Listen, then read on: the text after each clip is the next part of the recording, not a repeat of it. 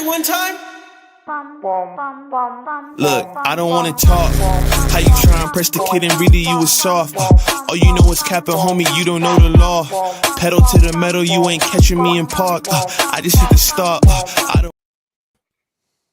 Well, good evening, folks out there in great lands of lands. Welcome to the MCU'S Bleeding Edge. We are live Friday night, March 14th, 2025, to discuss the 1991 film Backdraft. So if you're not familiar with Backdraft, of course, it's a great firefighter film that came out in 91, like we said, and is just a all-around great action thriller type of film. Just all-around great cast, great thought process, great writing, great director, and just really a great showing of what the firefighters really go through. One cool thing about this film is that this film is based off of real firefighters that they spoke with prior to making the film.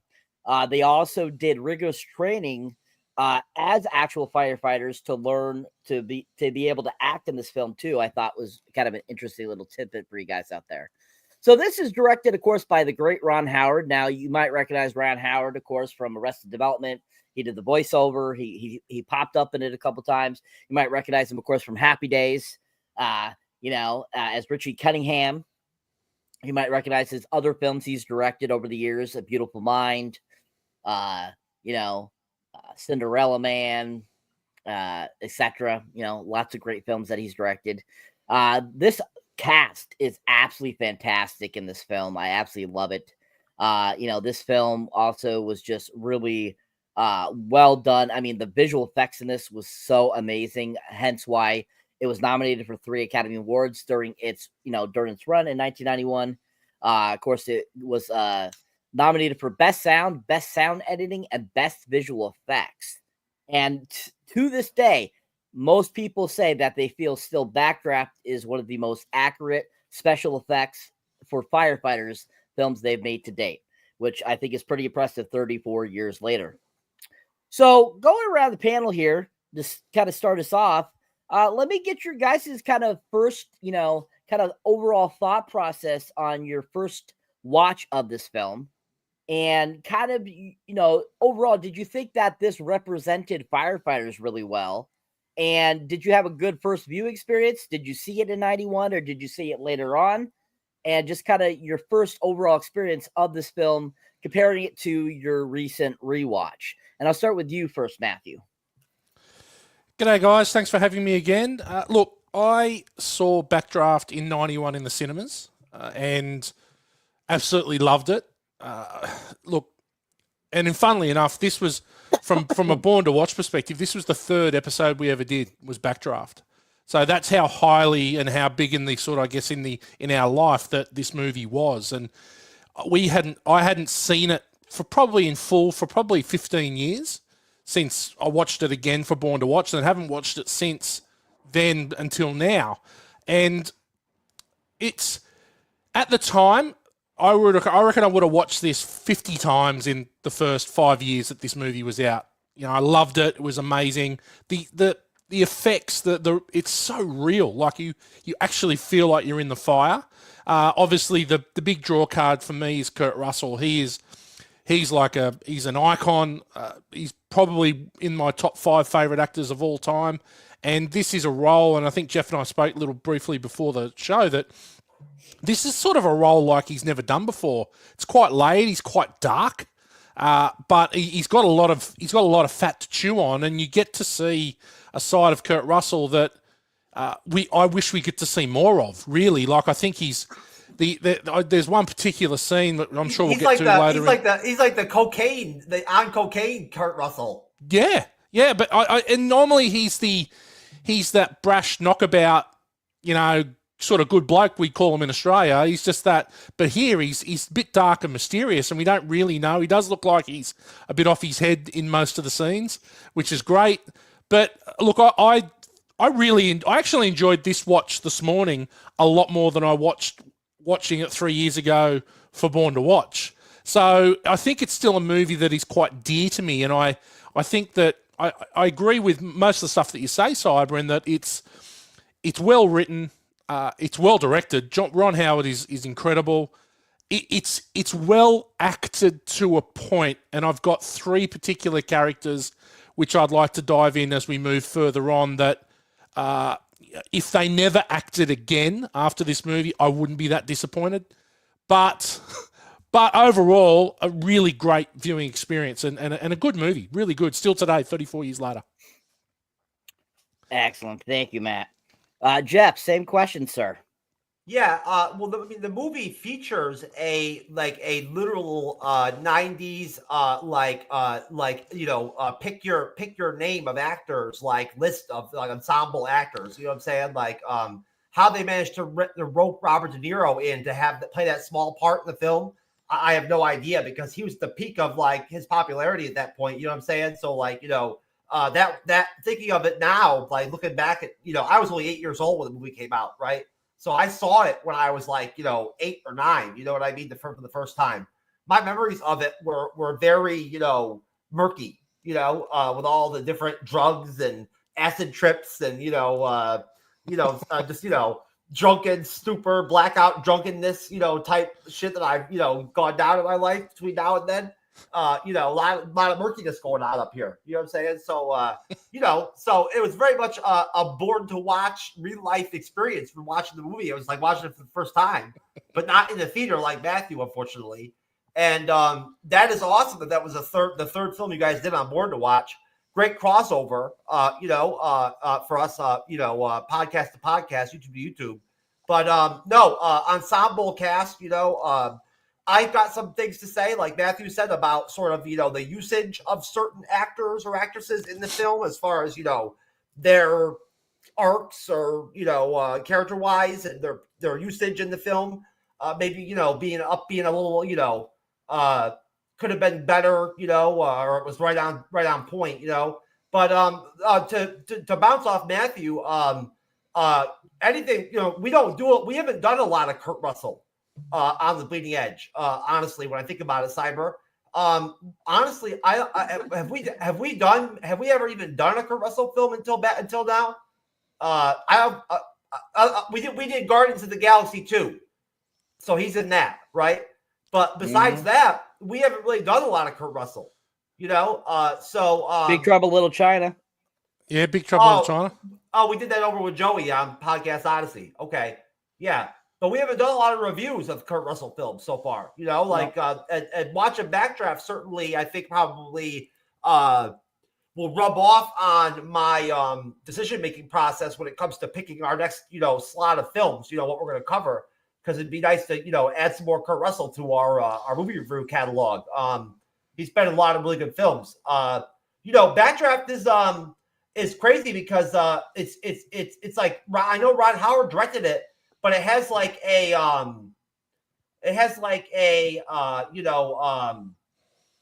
don't know, a Bruckheimer kind of, you know, like big budget 90s, you know, action sort of, you know, like vibe almost to the film, you know,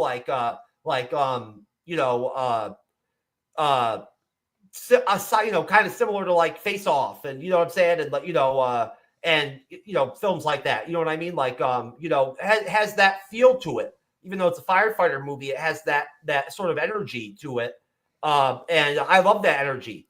I love the fact that there's a lot of constant smoking cigarette usage in the film. You know, yeah, I think it's one of the most ironic parts of the film, isn't it? That the guys that live in smoke the cigarettes. So yeah, I mean, they're smoking cigarettes while they're fighting fires. You know what I'm saying? Like the dude's like fighting a fire, and he's got a cigarette in his mouth, like fighting the fire. You know what I'm saying? Yeah. So shout out to the 90s, like, you know, because they still had cigarettes in movies back then. You know what I'm saying? So like, you know, I always used to imagine what it must be like to be an actor that doesn't smoke. But then you play a role where you smoke. You know what I mean? Like, what's that like? That's gotta be tough to like pick up smoking like that just for a role and then put it down afterwards. You know what I mean? But you know, if you have to heavily smoke for the role, you know. Well, it must be really difficult. I heard something this week or last week that during the filming of Rocky, Sylvester Stallone smoked so many cigarettes that he quit. He was that disgusted with himself that after the filming of the movie Rocky, he quit smoking because he had to smoke so much in that movie. Well, I mean, cigarette smoking was prolific, back then. Like it was universal. You know what I mean? Like, I mean, I remember growing up, going to parties in high school and shit like that. When, like, I think it's probably a lot different than nowadays with kids. Like, everybody smoked. You know what I mean? Like, even like the girls and guys you knew from school that like really didn't party that much, but would come out for that one party. That one kid or whatever, that was kind of shy or whatever, would smoke cigarettes at the keg party, or whatever. You know what I mean? Like everybody kind of did, and so this movie has a really good cigarette theme to it, which I really appreciate. You know what I'm saying? As a smoker myself, You're keeping the dream. You're keeping the dream alive, Jeff. Keeping the dream alive. You know what I'm saying? Yeah. I mean, I think that, honestly, I'm still waiting for the day I'm waiting for them to bring cigarette smoking back to films. Like they're starting to get there with sex scenes and nudity again. It's coming back a little bit slowly. You're starting to see it again in movies, and I like that. It's good. We got some good sex scenes and stuff in this movie. Not classic 90s sex scenes, although they're a little bit disappointing. I wanted to see Jennifer Jason Leigh's tits, you know what I'm saying? But, this movie had the worst sex scenes in it. Yeah. It was like I agree with you. Nothing. I agree with you, Cyber. It was like nothing. It was like Skinamax, bro. It was like Skinamax showed nudity. Nah, I gotta say, if you are scraping the bottom of the barrel if you're having a wank to this movie, right? Yeah. This is serious stuff. Like you are scraping. Jennifer Jason Leigh on top of William, shirtless William. Her bra. I know, and she's like, look at his chest and all this shit. Like, nah, you know what I'm saying? I'm sorry. A 13-year-old contemplating their first wank could not get one away to Backdraft. I've had a lot of intimate encounters with a lot of different various cultural cultures of women. You know what I'm saying? Everyone knows this. Yeah, and a lot of different experiences, and I've never had one like lick my chest and all that shit like Jennifer Jason Leigh does. You know what I'm saying? I mean, I got hair on my chest too. You know what I mean?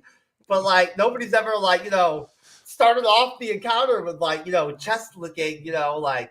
What would have been good is that the first bit we see is where he comes reverse over and kisses her on the face reverse over. If he just continued down, that might have started it going quite well, but it sort of stops there. So I'm with Cyber. Worst ever. I've had some ladies lick my nipples before and stuff like that, and that actually feels kind of interesting when that happens. You know what I'm saying? But like, she didn't even do that. She was licking his fucking just chest or whatever. She was definitely spitting chest hair out after that. Yeah. She was into that. She was like, oh yeah, fucking let me get some of that. So that was something else. But it would have been even worse if it had been. Losing my camera. Cyber, you slid down to your chair, bro. Yeah, I did.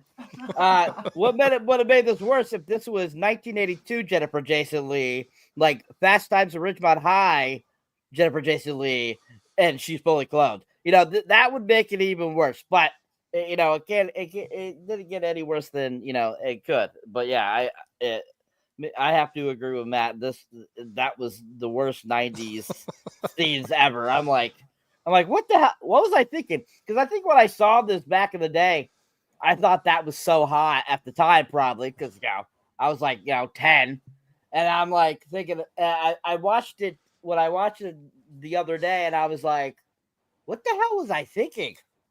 Yeah, if you can jerk off, if you can wank to that, like honestly, like then I've got imagination.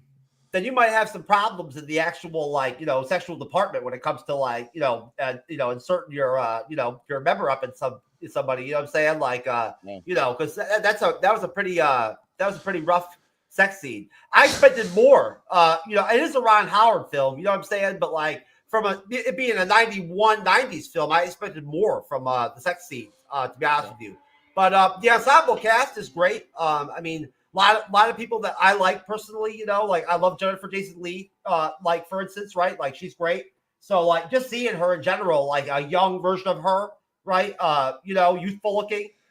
It just automatically reminds me of some of the other films that she's in, like Rush and stuff like that she did. in the early 90s, where she's in some really good films, played some really good characters. Scott Glenn is one where, let's be honest, if Scott Glenn's in a movie, it's usually a solid film. You know what I'm saying? Like you don't usually see him in something that's bad. It's usually a quality movie when you've got Scott Glenn in your cast, And he's always an ensemble piece, too, when he comes into a movie. He's never a featured character. You know what I mean? He's always ensemble, secondary sort of, character, But this was a younger Scott Glenn, so it was interesting to see. I enjoyed De Niro in the film. We haven't done any De Niro lately in a while. So, although I felt like they could have maybe used him more in the movie. It was a great, appearance, like mini role for him in the film. I enjoyed him, and you don't see firefighter movies very often. It's not a genre that's very prolific in terms of filmmaking. So in terms of I guess the connectivity to firefighting in real life or whatever, and the theme of the firefighting and all that with the film, it works. It's enjoyable, and it's probably a very realistic, especially for 34 years from ago, probably a really realistic interpretation, sort of visually, right, of what it would be like to walk in as a firefighter on some high rise, fight fire, you have to fight or whatever. It's a pretty realistic interpretation. You could really you can see even with 34 years behind it, you can see why the movie won Academy Awards, right, for special effects and sound and all that. It's because it's all there, especially if you grew up in the 90s, which I did. So great pick, Cyber. Enjoyable watch. It's good to see a film, with that many years under its belt, have that kind of staying power, for me as a viewer. It kept me intrigued. There's just enough of an espionage angle to the movie, a little slant of it that kind of gives it a sort of a dark edge, which is nice to see in a Ron Howard film, right? And it's Kurt Russell plays into that very well in the film with his character. Very different take for him. I felt like I'm not used to seeing him like that intense. His character is sort of a loose cannon, you don't see him playing roles like that very often. So yeah, when you think of Kurt Russell, you think of like Wyatt Earp, and roles like that. You know what I mean? So it was an enjoyable watch. The movie holds up well for being 34 years old. And, it'll be the 35th anniversary next year, I guess. That's great. Great 90s film. I really enjoyed it. Thank you, Andres, the pop culture guy. Anyways. Do I look like Andres, the pop culture guy? Oh. No, you talked like Andres, the pop culture guy, sir. Well, sir, was that a long contribution? Was that an Andres, the pop culture guy? Yes, it was. Yes, from the panel. You became Time Lord there, sir. Well, anyways, excellent job, though. I try to be very, very equalistic about that. Very distributive when it comes to that kind of time and stuff in the show. So, well, still, great job, sir. Good job. Thank you.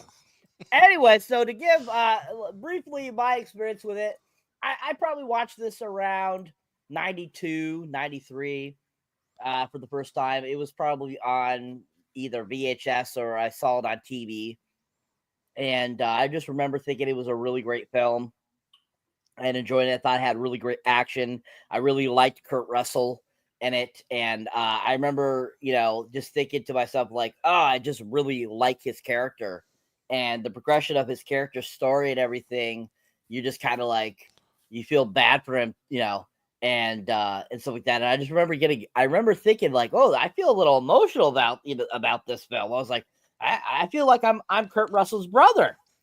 And I just remember really getting deep into it, and it really got me to, really be entertained and enjoy Ron Howard directed films. I remember going kind of on a Ron Howard binge there afterwards, and just remember thinking, I'm like, wow, this movie is really good, because I was like really impressed by all the, fire sequences and the firefighting sequences, and going, wow, that looks really real. Like that, those fires, those backdrafts, they all look so real. So I was really impressed with that, and I thought they did a really good job there. And so it just gave me this really great feeling of such a great film. And then rewatching it, what's so funny? I'm just thinking to myself, there's some slow motion scenes of Billy Baldwin in the film that I almost wanted to light myself on fire during the movie. Okay. Anyways, and that is a PSA for smoke more crack. Anyways, so rewatching it, I was like, it was kind of rewatching it for the first time for me too, because it's been quite a while since I saw it. And I remembered a little bit about it and kind of things. I forgot Robert De Niro was in it. So that was like a real shock. I was like, Robert De Niro's in this? I'm like, I forgot about that. I remembered that there was some chick in it. I didn't remember it was Jennifer Jason Leigh. I did remember William Baldwin and of course, Kurt Russell, Scott Glenn. I remember that J.T. Walsh was in it too as well. And I just remember Ron Howard directed it and that I enjoyed it. And so rewatching it this time, I was like, wow, this is still a really great film. The special effects really still hold out 34 years later. And I can see why it was nominated 3 times for this film and why, it was nominated. It didn't win anything, but it did get nominated. But overall, rewatching it, I, reclaimed, that process of this was a really great movie, and I really enjoyed it. So I'm glad we got to rewatch it, and we're talking about it tonight on The Bleeding Edge. All right, so a little bit more about the film for you guys out there. So it was released on May 24th, 1991. 2 mixed reviews, which I'm really shocked by that. It was made for $40 million, but ended up taking in $152.4 million worldwide. So it was considered a box office success. So I think that's pretty cool. A lot of people don't realize, I feel that they actually made a sequel to this film in 2019, with Baldwin and Sutherland reprising the roles from the original film, which I thought was kind of interesting. So this was written by a guy named Gregory Whitten. And an interesting thing about him is he actually is the guy that created Highlander, the film, and the TV series that was on during the 90s. How about that? Highlander. Yeah. He actually directed and wrote the film The Prophecy with Christopher Walken that came out in 1995 as well. He had a cameo as an engine lieutenant in Backdraft. A lot of people don't realize that. But yeah, he is the writer of the film Highlander, which I thought was kind of interesting. Classic. There must be only one. Yeah. And he, I think he brought that same great writing talent to this film. Now, like I said, this was a box office success. It had a huge cast. I mean, we've already kind of mentioned majority of the people that were in it. Of course, Kurt Russell, Billy Baldwin, Scott Glenn, Jennifer Jason Leigh. We had Rebecca De Mornay in this, who we all know from, of course, The Handler Rocks the Cradle. We had the amazing Donald Sutherland, who was in this, who, God rest his soul, died last year, which is too bad because he was such an amazing actor. And, of course, Robert De Niro as well. J.T. Walsh was in it, of course, too, along with some other frequent character actors were also in it too as well that some people might recognize. Of course, Clint Howard made an appearance in his brother's film, which is always funny. He's always a blast to see. Well, I think this was probably the meatiest role he's ever had. I reckon he speaks the most he ever does in a movie in Backdraft. I was chuckling about that because generally he's in for with Apollo 13, he says about 12 words, and he's usually just the weird guy on the side. But in this one, he pays as the medical examiner. He says quite a bit, does quite a bit. I thought he was good. Yeah, I agree. He actually had a movie that he was in called The Ice Cream Man that came out in the mid-90s, and that was actually his most leading role. So I think that's pretty hilarious too. So I mean, he usually had little bit parts. I mean, of course, a lot of people recognize him from Little Nicky as the window guy and stuff like that. So I think that he's one of those. He's a good bit actor, but he's not really one of those actors that you want being the lead actor, I feel. All right, so getting into the actual movie. So starts off. So we have, of course, we find out, and we're introduced to, of course, Stephen Bull McCaffrey, who is the elder son, and of course Brian, who is the younger brother. And basically, it's 1971, and Brian witnesses the death of his firefighter father, Captain Dennis McCaffrey, while accompanying him on a call. He's considered the longest serving of all the men in Engine 17. John Adcox served under the McCaffrey's father was like an uncle to the boys when their father died. Adcox grows concerned about Stephen's unorthodox methods and disregards for safety procedures, as does Stephen's wife Helen, who separated from Stephen to protect herself and their son Sean from the risk he was taking. So we're now in present day, and basically we see we see Brian come back, and he's now trying to become a firefighter. He's considered a probie and stuff like that. And we kind of find out, kind of him and his brother are kind of estranged. They have a strained relationship. And we find out, of course, that, Stephen and his wife are separated, because we have that brief moment when Brian goes to see his nephew, and the nephew doesn't recognize him. And so, basically from there, we're introduced to Inspector Donald Shadow Rimgale, a dedicated arson investigator and veteran firefighter. He is called in because some recent explosive fires resemble those set by pyromaniac Ronald Bartel, who has been imprisoned for years. Brian transfers to become Rimgale's assistant after an argument with Stephen. So we'll stop right there before we get any further. So, I mean, basically the beginning of the film is kind of getting introduced to these two guys. We get, kind of like their arguments and stuff like that, until finally, basically, one of the times they're out doing the thing, Stephen basically says, "You're done, aren't you? You're done, aren't you?" And Brian says, "Yeah, I think I am." And he ends up getting transferred to work as an investigator in the arson unit, which is being run by, of course, Robert De Niro's character. So I want to get your guys' thoughts kind of the beginning of the film, the beginning of the father dying, the introduction to the two characters, and kind of a little bit of their family life we get to see, and a few of the scenes they go to. Of course, we also get that scene where they compete up the stairs with the hoses, and basically leading up to kind of of course, him transferring to the investigator unit. I'll start with you, Jeff. Yeah, that's a big chunk of movie right there. They really Ron Howard a lot of film to the sort of introductory aspect, or like the build up part of the film, of that kind of breakdown of the film. Where you kind of build up the main characters, sort of, and the plot, and you kind of have your opening crescendo where you have kind of everything going well, you know what I mean? Everything being kind of peaceful in the film.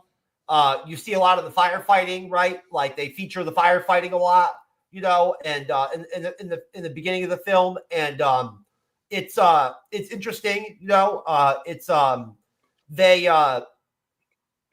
certainly don't hold back on the the gore, when it comes to bodies being burnt, and in the first explosion that happens, with that first backdraft where the guy gets ejected into his car or whatever, this is the 90s, so it's pretty horrific when they show the gore of the bodies and stuff like that in this movie, hats off to Backdraft for that.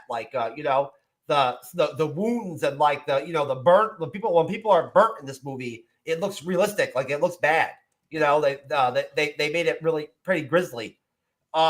You know, I didn't feel like they did a very good job, you know, with Jennifer Jason Leigh's character in the beginning. You know, like they could have given her a little bit more screen time, maybe. You know, you know, did more with her character. You know, and gave it a little bit more depth. I felt like, you know, like they did with everybody else, sort of. You know, in the beginning of the film, they just sort of introduced her, you know, in there. They threw her in there, you know, and attached her to William Baldwin. You know what I mean? And his character, right? And like, you know, and she's just there for a minute, right? And then that's it. And then you see her again for like a minute or whatever, you know, like with, you know, with the mayor guy or whatever. But that's it. I would like to have seen more of her, because she's really good. She you know, she's a talented actress, and this was probably, you know, one of her like least impactful roles, probably, you know, that I've seen her in films. Like this was like, you know, she's not very impactful at all on the plot, you know, other than being William Baldwin's, you know, love interest for the film, right?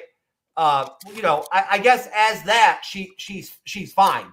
You know, she's satisfactory. You know, they feature a lot of Kurt Russell, you know, in this part of the film, and he's great. You know, he's sort of not as dark as he ends up being later on in the film when they're trying to kind of like, you know, play the espionage angle of the film into play. In the beginning part of the movie, you don't really have that going on yet. Because you don't really have a lot of the investigation and stuff yet with Robert De Niro and all that, you know. So like we haven't gotten into that yet. Donald Sutherland's character is great. He's a welcome addition to the film, I think. He plays a really solid sort of you know, side story character, you know, like you know, secondary character for the film. As a firebug, and really interesting, like great performance, you know, by him, I thought. You know, definitely a highlight of the film. And the actress that plays Kurt Russell's wife, I've seen her in other stuff before, but I forget her name. She's okay, you know, she's all right, you know. I liked her in the movie. She was okay. Rebecca De Mornay. Yeah. Rebecca De Mornay, yeah, she was okay. And the Rocky Cradle. Risky business. Yeah, she's been in some decent movies. She's all right, you know. You know, hey, you know, love Kurt Russell. You know, and this part of the movie really, you know, features him, like I said, and they really, you know, they do a really great job with you know, the different fires and kind of showing the life of the firefighter, you know, at this part of the film, you know, like they're kind of centered in on that part of the, you know, of the film on the firefighting, and it's cool, you know, it works, it's entertaining and all that, you know, you know, everybody likes firefighters, you know, yeah, I mean, all I can really to say is that there's some montage scenes with Billy Baldwin where he's like, you know, getting like, he's got like waters being splashed on his face and shit in slow motion and shit like that, where he looks like he wants to suck a dick and shit like that, you know, almost. So, you know, there's a little bit of that in there too. There's some interesting montages. I'll just put it to you that way. That firefighting montage scene they have is like hilarious. Just, you know, it was just an excuse to get Bruce Hornsby and the Range into the movie, mate. That's all it was. We got to find 3.5 minutes to get this song in. There was male nudity in the film. There was more male nudity than there was female nudity in the film. You know, there was no female nudity. I know. That's what I'm saying. There's more male nudity. So I don't know what that says, like about the movie. You know what I'm saying? But it's, you know, it's not good. You know. So yeah, that's it. That's all I got to say about the intro of Backdraft. Okie dokie. Thank you, sir. Mr. Born to Watch, your thoughts, sir?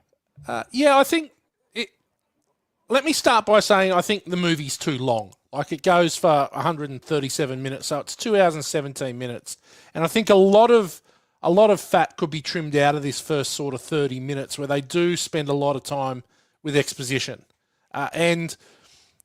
But in saying that, I guess the crux of the movie is the relationship between Stephen and Brian, the brothers, right? So they spend a lot of time building that tension between them, and I think possibly too much time. Like, we know their relationship is strained. We don't need every scene for them to have some interaction for us to go, oh, they still don't like each other. Oh, they still don't like each other. In saying that, I think that what they do really well is we get every character's motivation for the rest of the movie in this first sort of 20, 25 minutes. We know that Brian is he's a fucking whiny bitch, right? Billy Baldwin in this movie. He really is. He's a sook. And just pull your head in, mate. And if you've got problems because your older brother is more successful or more masculine or whatever, just suck it up, right? Just do what you're told. You're the probie. Roll the fucking hose, Brian, and shut the fuck up, right? I think we know his motivation. We know that Stephen is the pseudo dad. He's taken that role, and he's this grizzled veteran, and he's going to be that hard. We know Swayzak is the bureaucrat who's the bad guy. We get everyone's motivation, right? The one I struggle with the most in the whole movie is Timmy. Okay, now watching it as a 16-year-old in 91, and probably all the way through, probably till I had kids of my own, I think that I would have accepted him as just being that bit of a, knockabout dickhead. From the last two times I've watched this, from the minute he opens his mouth at the pub, from the minute he starts chasing down the fire truck, we got to go, we got to get into this, we got to go, and all that. I can't wait, blah, blah, blah. I can't wait for him to be backdrafted, right? I want him gone. I am sick of him. Jason Gedrick, you are better than this. You were so much better in Iron Eagle, right? This is a shit role. He is so annoying. Every time he opens his mouth, I'm like, backdraft him, please. Let's just fast forward to the backdraft. I don't know why his character doesn't need to exist. The only reason that Timmy exists is for him to be backdrafted. That's the only reason, right? So every time he opens his mouth, I'm just like, stop it. Stop it, Timmy. You're a punish, right?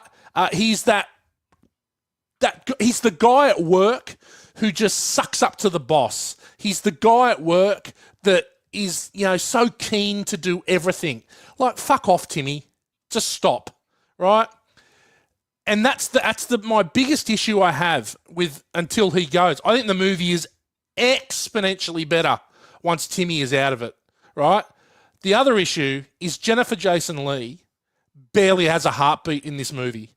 We actually created an award for the Jennifer Jason Leigh Award, which was for someone that is in a different movie, right? And she not even, I reckon she's barely on set, right? They had to have the medical officer check her pulse just to go, are you actually alive? Her line reads are without any emotion. She looks like she's just taken a needle of heroin and it's just kicked in and she's on another planet. Does she have a southern accent in real life? I don't care enough about Jennifer Jason Leigh to find out. No, she's from California. Yeah, okay. But she's like that because that then I think that what they missed a beat is that her and Brian's relationship could have been the antithesis to Brian and Stephen, where Brian could be the man that he wanted to be with her and show who he really was, but he was still a whiny bitch with her, right? I think that with those two characters, with Brian and with Jennifer Jason Leigh's character, I don't even know her name. That's how unforgettable she is, right? That they just miss a beat there, and I think that and we'll get it. I know we're not up to that part yet, but then when it flips and he asks her to do the exact thing that she asked him to do in terms of spy on the department, and he asked her to spy on Swayzak, she's all, oh my God, goodbye, Brian. I can't believe you made me do this. the character's poorly written. It's extremely poorly acted. Apart from that, I think the first 30 minutes, and I'm over it, first 30 minutes, we get everything. We get the first backdraft. We get all the effects. We get to know all the characters. We get some great music. Not forgetting that Hans Zimmer is the composer for this film, which is incredible. But we get all that, and I think, and we get that montage. We get the training montage. We get everything that you'd want in a 90s movie, and I think that's the warming thing for me. No pun intended with the fire, but that's the warming part for me. That is that you sort of knew what you were going to get in the 90s with an action film, and I think it hits all the beats, but hits them really well. I just really hate Brian and Jennifer Jason Leigh and Timmy. We take them out of the movie. I think this is actually exceptional, this movie. There we go. And this is what he wants to say to them. Fuck you, Steve from Bumble. Fuck you. Yes, it is. Exactly. Excellent. Thank you very much for that, Matt. That was fantastic. Very, very sophisticated and just really just like the meat. Love it. High level. Because high level. That's me. Me. I completely agree that Jennifer Jason Leigh was like tone deaf. Like she was absolutely nothing in this film. And I remember as I'm watching it and I'm watching her performance and I'm like, she seems like a dead dog. Like she doesn't seem like she's there. She doesn't seem like she's acting. It was just like tone deaf, like yeah. And yes, and Brian, of course, Billy Waldman, he played such a bitch in this film. Yeah. And I just remember thinking he is so whiny, and that just irritated the hell out of me. And I'm like, just shut up, And every time Kurt Russell would say something to him, it was like he's doing it for your good. Like that's the scene where he right after. He pulls out the doll in that fire, and they're like, no, she was already gone, and it's a doll. And he goes and he throws up, and then he comes and checks on him. And it's like, are you okay? Are you burnt?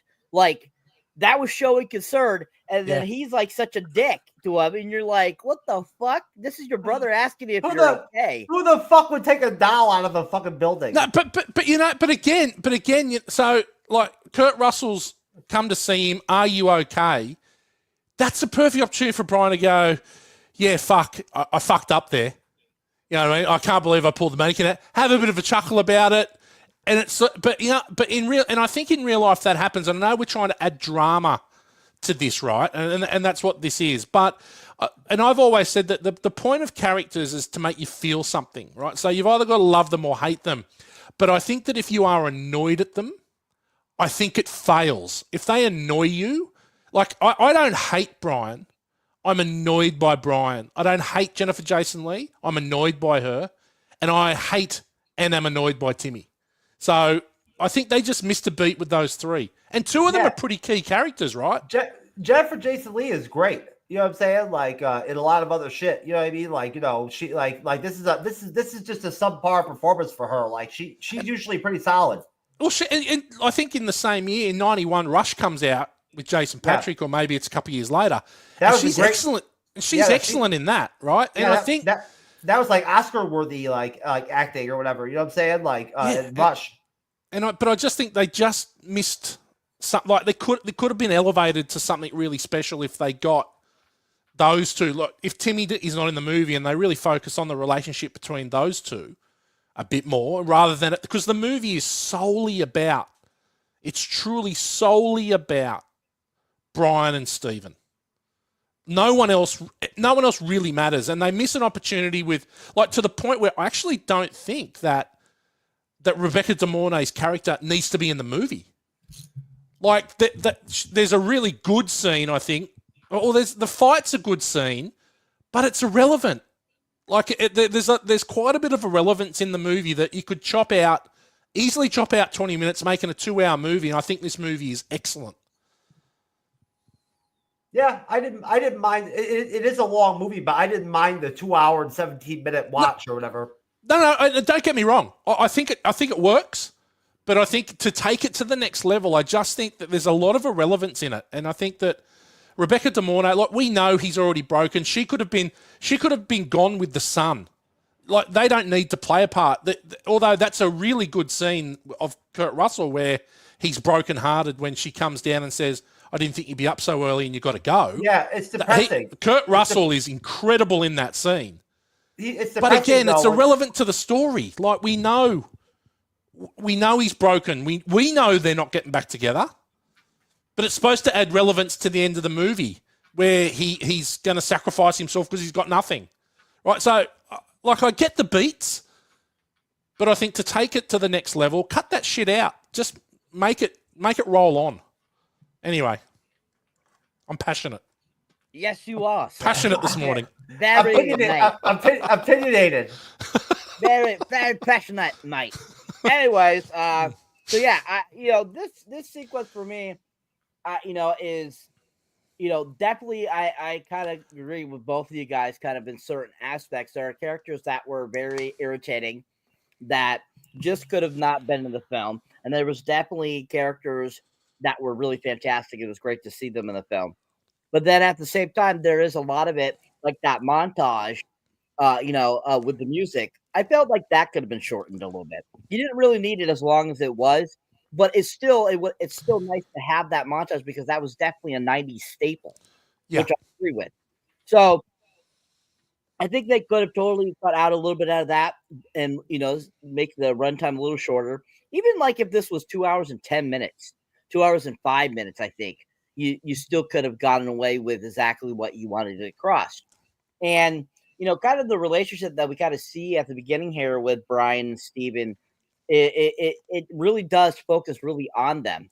And I think that's a great way of really kind of portraying, firefighters in general, because if you think about it, a lot of these firefighters, they do feel like they're brothers because of what they go and do every day.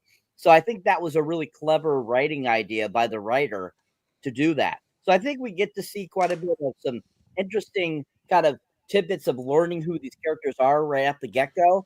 And we definitely, get off that, Steve is definitely, he's not fully there because of what he went through because his dad died. We also see that Brian's the same way, but he's more of a whiny bitch, so we definitely see where these two come together and kind of how they separated and go in different directions after their father's death. And then we also see kind of like them trying to piece together things as they are fighting and quarreling. So I think that this beginning part does that really well. The introduction of, Robert De Niro, I think is really done well too. Him being an investigator, he investigates arsons. And we get that great kind of thriller feel in this film, with this whole arson thing where they're trying to figure out who's doing these arsons too. So I like how it starts off with that, and we get introduced to him. We get introduced to Jennifer Jason Leigh there. And of course, we get JT Walsh as well. And we get kind of an idea that this isn't just an action movie, but also it's kind of got a thriller kind of, what's going on kind of aspect to it. So really strong beginning, I feel, that's, does a really good job. Could have been a little shorter, but overall, I think they did a pretty decent job. All right. So getting back to the story. So Brian transfers to become Rimgale's assistant after arguments with Steven. Rimgale manipulates Bartel's obsession with fire to ensure his annual parole application is rejected. It is revealed during an investigation that Chicago City Council Alderman Marty Swaskak has supported budget cuts to the CFD. Contractors have paid him off to shut down firehouses so they could be converted into community centers, with the contractors receiving contracts for the construction. Brian rekindles a relationship with Jennifer Vaticus, an aide to Swaska, which is kind of funny that Jennifer Jason Leigh plays her actual name. So, not knowing that her name's Jennifer in the film, I think it's kind of funny. Yeah.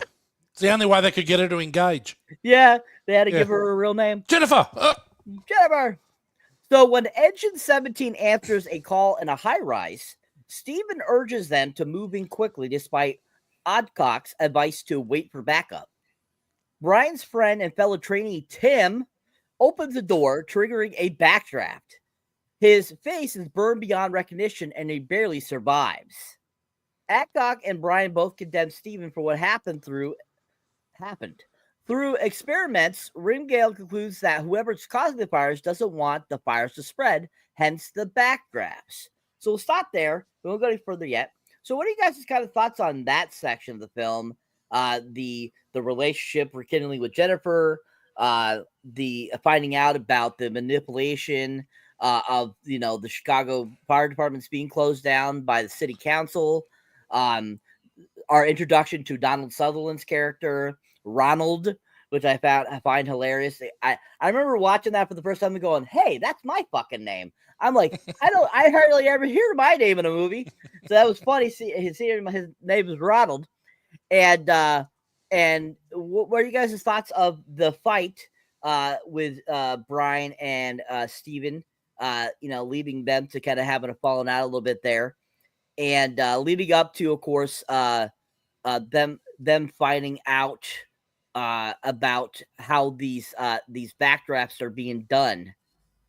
So we'll start with that. So this time we'll start with you, Mr. Matt.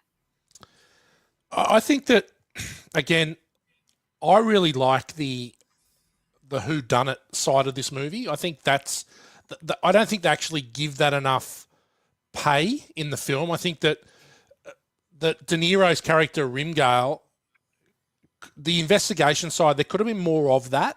I think he comes to that really quickly, and I think that's probably because you've wasted quite a bit of time in the first third of the movie on exposition, and it doesn't give you that ability to sort of really dive into that, like Jeff called it, the espionage side of it, which is the Swayzak side of it. So I think that, again, this movie could have been even better than what it was, with a bit more focus on that side of it. So I really enjoy anything De Niro's in is generally pretty good, and he's generally pretty good in everything he does.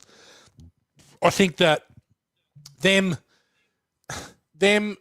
getting Brian to come across into as a bit of a spy, really, and then you've got a question about whether Jennifer is she being pushed into a relationship with Brian by Swayzak to get him on side so that he can be the spy. So whether that's a rekindling of the romance or whether that is actually her manipulating him to get the information that they want, that's an interesting question that I sort of posed to myself this time. And maybe it's more that way, because she's very quick to cut it when it gets flipped and she realizes that Swayzak's a bit of a scumbag. She sort of cuts the relationship there. So look, I do like obviously my favourite part of the movie is Timmy getting backdrafted. I think that's incredible. I think that Steven, whilst he makes a decision to split the team and acts, and I really, actually, in hindsight watching it, when they turn up to the high rise and they focus on Axe, on Scott Glenn, and he gets to the front of the building, he looks up at the building because he knows what's in store for them. He knows that there's a backdraft in there. And so him pleading with Bull to come with him because he knows what's the other way, I thought that is a really cool part of the movie. I think that then, obviously, it's not, while Steven did break up the team, I think the look, when Timmy gets backdrafted, which I think is amazing, really, really great effect, the fire coming at him after the door opens and burning him is great. But then the look that the team gives Steven or Kurt Russell when they're taking Timmy in the ambulance, and everyone sort of looks at him like they don't trust him anymore. And then they start to sort of look at him and walk away. I think that's really fucking harsh, right? Because I think that whilst, yes, it is Steven's job to protect Timmy, Timmy was an idiot. Timmy didn't do what he was told. Timmy did the opposite of what Steven said. And Steven told him to check the door. Steven gave him all the tools. And sometimes people are just thick. And at some stage, people have got to be responsible for their own actions. So when they're in the hospital and Timmy... Actually, did anyone else think that when they took Timmy out of the house and he was on the gurney and they'll put him into the thing, he looked a bit like Anakin Skywalker in Revenge of the Sith after he'd been burnt? All his hair was gone. Sort of looked like a bit of a burnt prune, right? So then we get back to the hospital where everyone's in the hospital, and then Steve turns up and he's obviously distressed and traumatized because he feels he's to blame and feels that everyone's... again, they blaming him, and I think that for Brian to say you burned him, he deserves to be beaten to death. Like Bull should have not hit him once and let him on the ground. Bull should have hit him once and then jumped on top of him and just kept beating him. Like Brian, like again, what have you done, Brian? Like why are you in a position to judge? Why can you make judgment on that? And so I think that normally a hospital outside of the intensive care with your mate dying in the room is not the ideal place to have a fight. I think Stephen's well within his rights in this instance for that to happen. And obviously then the movie shifts. I know this is the end of where we're getting to, but the movie then takes a seismic shift trying to then make out that Bull is the bad guy. And I think then, so I think the movie starts to get quite good because it starts to make you think, well, shit, maybe he might be the bad guy. But look, I think it's a good part of the movie. I think they missed an opportunity. I think that the investigation side of it, because you've wasted Donald Sutherland a little bit. I think Ronald's a great character, right? Yeah, he's a psychopath. Yeah, he should never be let out of jail. But as a resource and as a character, I think he gets hard done by as well. But whereas Jennifer Jason Leigh doesn't do anything with the little that she's got, I actually think Donald Sutherland does heaps with the short time that he's got. I think he's a great character that, I know they made a sequel in, almost 25 years later, and Donald Sutherland was in it. And I think they've missed, if they could have focused a little bit more on Rimgale and Ronald rather than Timmy, then I think we get a better movie. I'm done. Excellent, sir. Thank you. Yeah, I agree with Donald Sutherland. His small portion in the film was just magnificent. He was so creepy. He was so amazing at playing that character that you just had a true disdain for this character and how creepy and how evil he was. And Donald just did a great job of bringing that to life and giving us this really on-point performance that made you creeped. So, yeah, I mean, I think that they should have had more of him in the film and less of Jennifer Jason Leigh and Timmy. So, I mean, I think that would have been a better choice because he was a far superior actor, I feel, to those two. Well, 91's a great year for Donald Sutherland because he also has probably the greatest scene in the JFK movie with him and Kevin Costner, where he's telling him about the Black Ops mission and all that kind of stuff, where they're outside the Lincoln Memorial, and so again for the 20 minutes that he's in that movie, he's almost the best part of that movie, and then he's in this movie for 7 minutes, and he's almost the best part of this movie. So a good bit part year for Donald. Agreed. All right, Sir Jeff. Your thoughts, sir, on that section of the film? Did you need a refresher? No, I think I know where we're at. Okay. The Robert De Niro is a good component in the film, sort of in like the sort of middle section of the plot.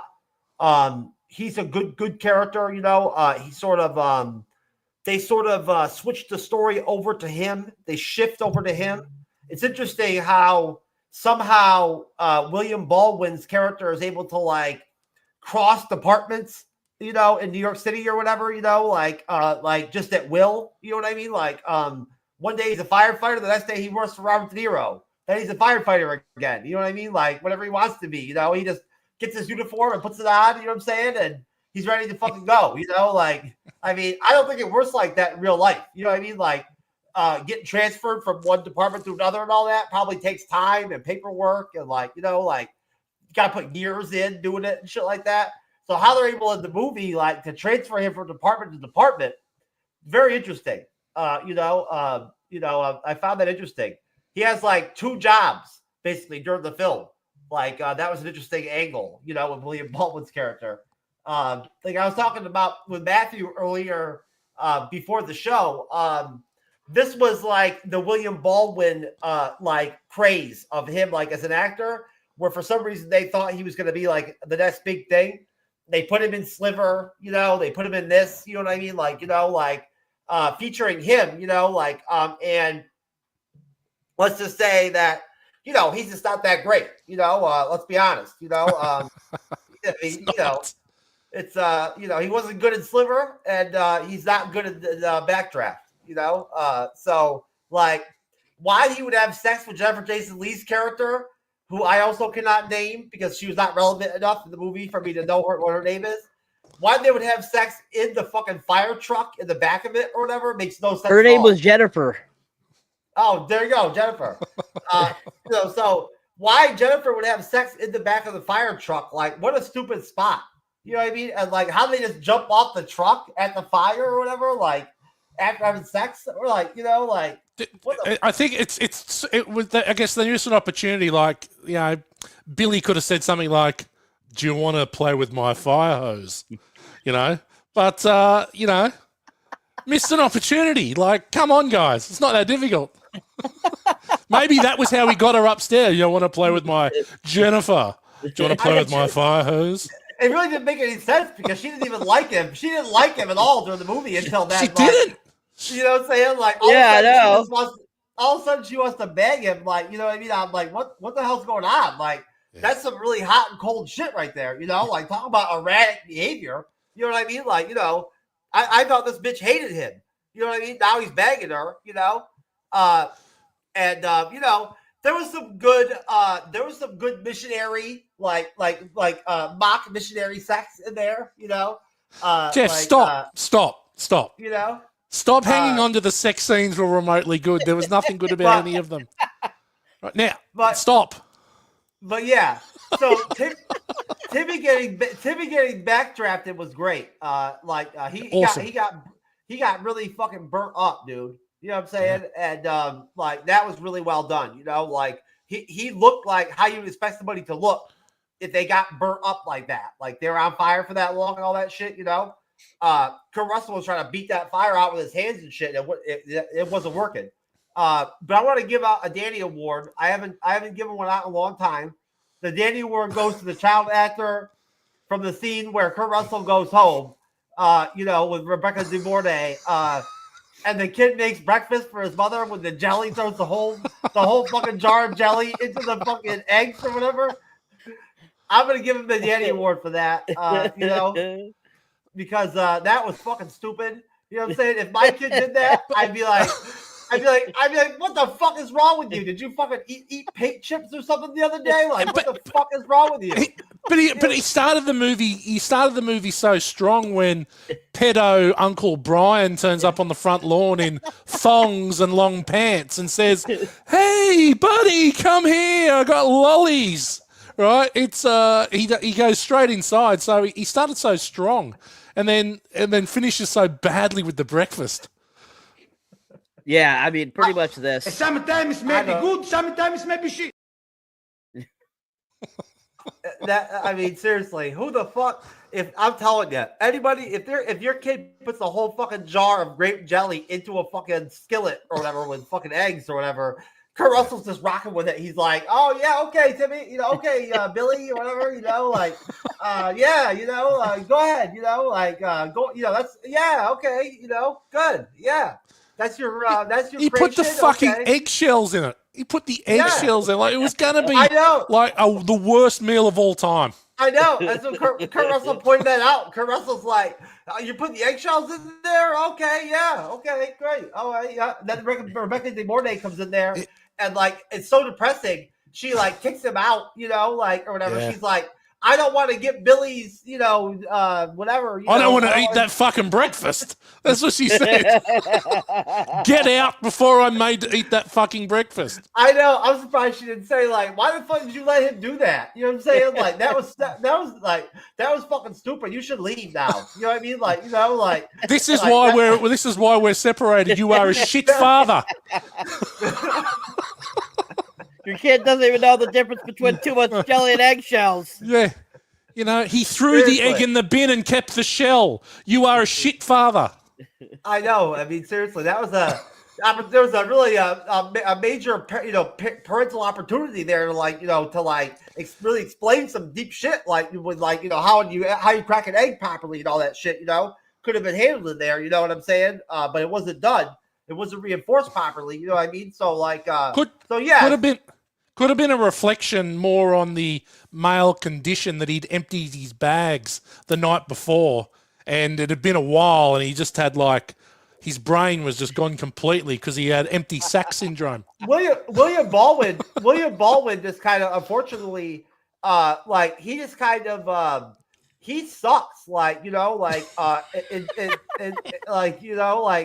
an actor. So it's unfortunate because the film is pretty solid. You know what I mean? This is a good part of the film. It's highly entertaining.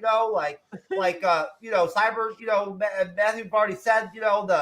The sort of espionage, firebug search. Investigation is going on. And all that now. You know what I mean? And that's interesting. You're wondering is Kurt Russell's character, is Steven the fucking firebug? The firebug? Because they're making him look like such a loose cannon at this point in the movie, He's all over the place. He's he's on fucking cocaine or whatever, in the 80s or some shit. So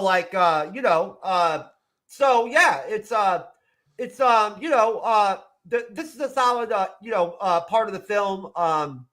It's pretty much the end of Jennifer Jason Leigh in the film, you don't really see her again that much after this.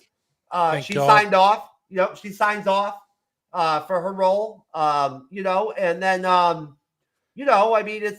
this is probably the peak of the film, I guess. Right. So, it's a solid, this is probably the crescendo of the movie almost. And then, before it kind of goes, in a different direction to wrap it up.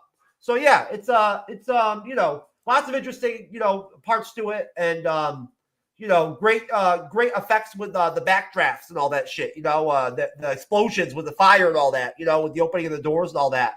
Gotta touch that door before you fucking open it, Timmy. Come on. So he should have known better. You know what I'm saying? But yeah, they did a good job with those backdrafts, man.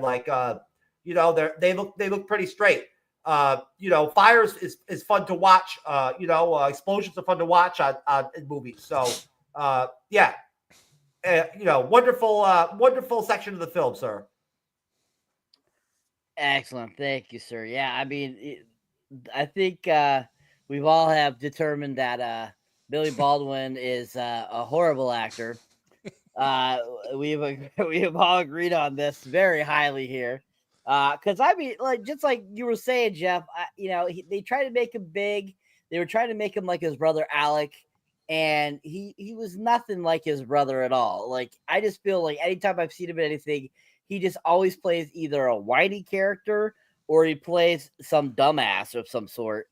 And the acting is just not there. He did not have that gene. He does not have the acting gene. And I think that definitely his character in this, even in this section here that we're talking about, you can just see how poorly casted he was. I feel we could have seen somebody else in this film playing this character that would have been better around that time. We had so many great time. Cybers, is he the usual suspects? No, that's Steven. No, that's Steven. That's Steven. Yeah. That's Steven. He I feel like at this time, we had up and coming people like Depp, Pitt, we had other actors that were of a younger age that could have done such a better job. I feel that would have been just a better choice. And it's too bad because like everyone said, they were trying to really push him, and he could have done some good. I'm sure he could have been better, but I felt even this film, I feel like it just was flat the whole time I was watching him in the film, and it's too bad because I really wanted to like the acting. I wanted to because it was just so crappy, whiny too at the same time, because that just makes you like as Matt was mentioning earlier about being annoyed by the character. You rather hate a character or like a character versus being annoyed. And this his acting was even worse than his character was being annoying. So it's kind of like too bad. Like, oh, they could have, hired somebody else that would have been a little better. But I think this section is interesting for the fact that, this is, like everyone kind of mentioned, they're starting to kind of push it towards, them saying that it's Steven that's doing these backdrafts, that he's the one causing them and stuff like that. And I remember watching this and thinking, like, that's right. They do try to really put it on Kurt Russell's character, like he's the bad guy. And it's just like, ooh, like I forgot about that. And it's too bad because he really plays into it very easily because of everything he's going through and kind of his life being in turmoil and stuff like that. So it was like kind of a great patsy for the real criminal. But that scene with Jennifer Jason Leigh and JT Walsh in his office, and he's like facing the window and like he's not moving as she's talking to him. And then finally he moves and you're like, oh shit, is he going to be dead? Like, I remember thinking to myself, like, I totally I'm like, is he dead? I can't remember. And like, he turns around and he's not. I'm like, oh, okay. And you're just kind of like, oh, okay. Like that, him turning was better than all of Billy Baldwin's performance of this whole entire fucking film. That performance was far superior, I thought. Even, Jennifer's performance there, I thought was like better than Billy. I mean, it's one of those situations where you're just like, ah, oh, damn, Billy, you just let me down, brother. But anyways, excellent job, everyone. Great job. So up to this point, as we've gone through stuff, we've had some like interesting kind of like conversations between Steven and Brian. We've had several kind of like outbursts. We've had some interesting conversations. We've had like, kind of all this like turmoil really in their entire family kind of, going on. And we had, Scott Glenn's character kind of in the background, here and there. But we really don't see Adcox very much, if you think about it, throughout this film. We see him briefly here and there. And so I'm really shocked that, how they kind of present his character, whereas you don't, like, I feel like they really play it off really well that you don't suspect him. And I think that's interesting that he's not one of the suspects too. So I think they do a really good job there with that in this presence here. So I was kind of curious at what you guys have thought. Do you feel that Adcox, do you feel that his character was played well? Do you think that, like, did you have any suspicions about him, like your first time watching this, or even in the rewatch? Like, I'm sure everyone remembers what Adcox is at, but at the same time, do you feel like that Scott Glenn's portrayal and the small parts that he has throughout the film, do you think that he gives off any vibes like he could possibly be the bad guy? What do you think, Jeff?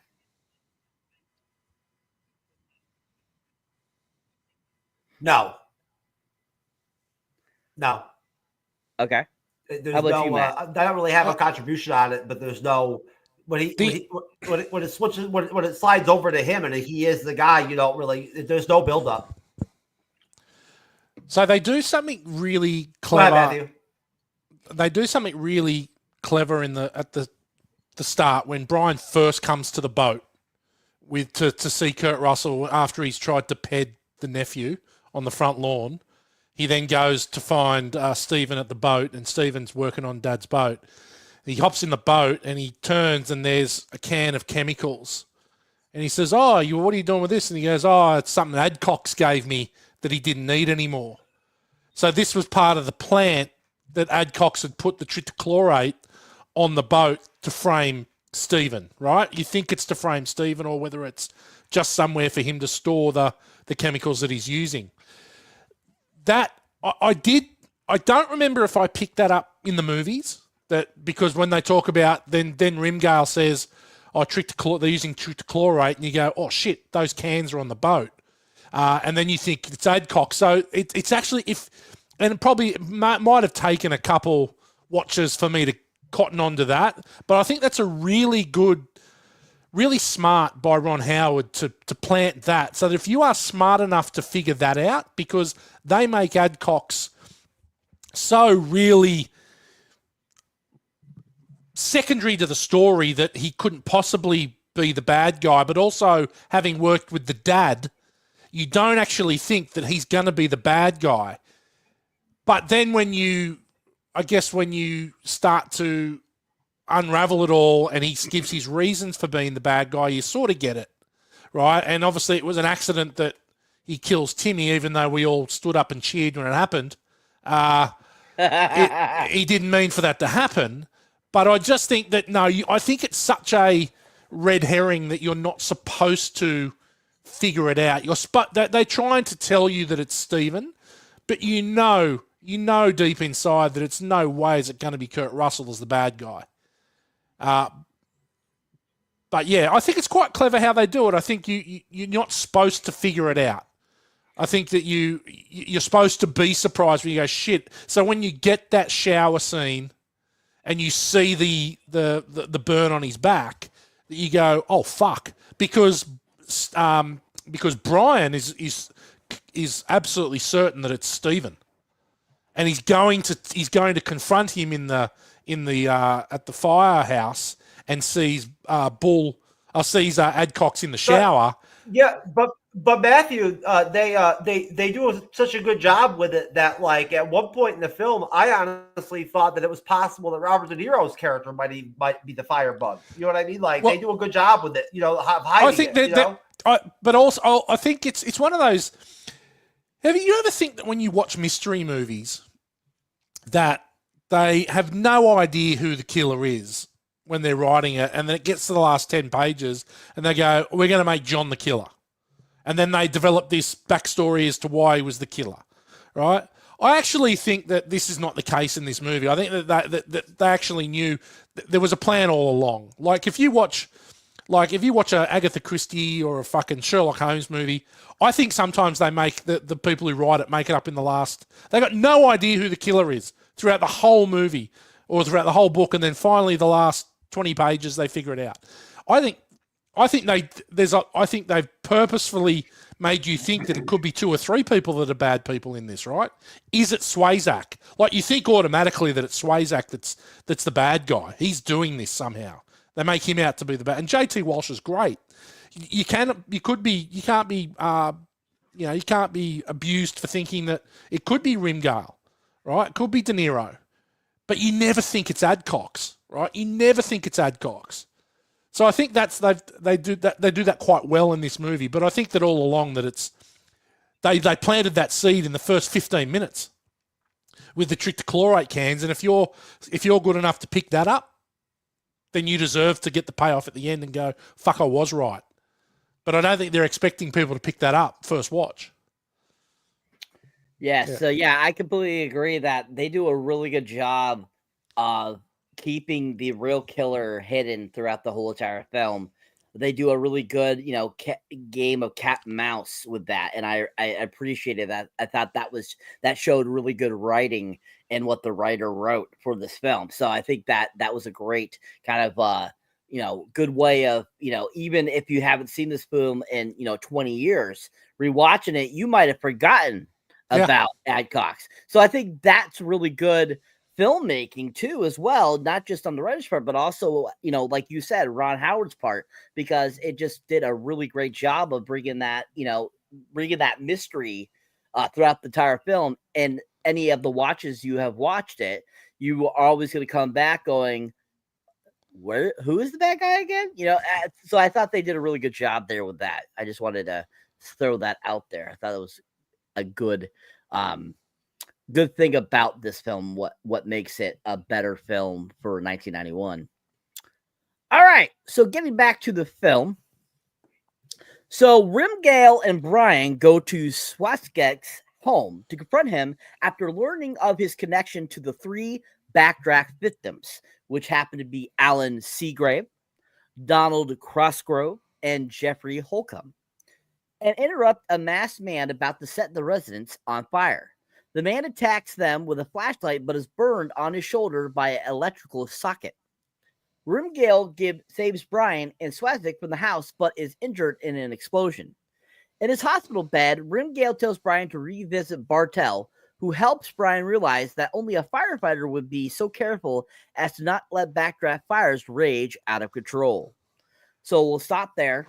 So what do you guys thought about that section? The going to JT Wash's house, the explosion there, the confronting the masked person, and then the hospital bed sequence after Rimgale has been injured, and then of course the great second scene of the great Ronald, aka Donald Sutherland, giving Brian advice. What are you guys' thoughts on that section of the film? And I'll start with you, Jeff. Yeah, it's another sort of I guess a part of the build up to the ending of the film. Sort of in the 3/4 of the film, sort of marked territory of the film, and the Donald Sutherland is a great insertion into the film as a character. He's a really valuable in his little bit of screen time that he got, unlike other actors or actresses in the film that they only got so much screen time. He really did a lot with his very impactful on the film, because William Baldwin's character is so stupid, like it has to be explained to him what's going on. You know what I mean? Like, by like him, you know what I mean? He's fucking like, on his own, he's fucked, he don't fucking know what's going on. You know what I'm saying? Robert De Niro got that fucking spike through his fucking, through his shoulder. That goddamn. Could you imagine that the fucking, slide that back out? You know what I mean? Like, goddamn. They didn't fuck around. Ron Howard didn't fuck around with the blood and the gore in this movie. It's there. They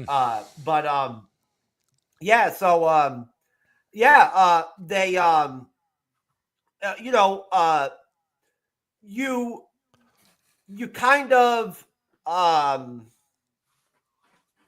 already in the audience already know it has to be attached. It has to be connected to the firefighting itself. The arsons. Right. So it's not that big of a surprise when Donald Sutherland has that, important scene with Billy Baldwin. It's not that big of a shock that it's connected to the firefighters themselves, like one of to the department, the arsons. So from this point on, honestly, to tell you the truth, I feel like the ending is, and we'll talk about it obviously, briefly, but like the ending is sort of flat, and this is probably the high point where we're at right now, Cyber, in the breakdown of the film. This is probably the high point of the film in terms of entertainment value for me. Was probably at this point, right?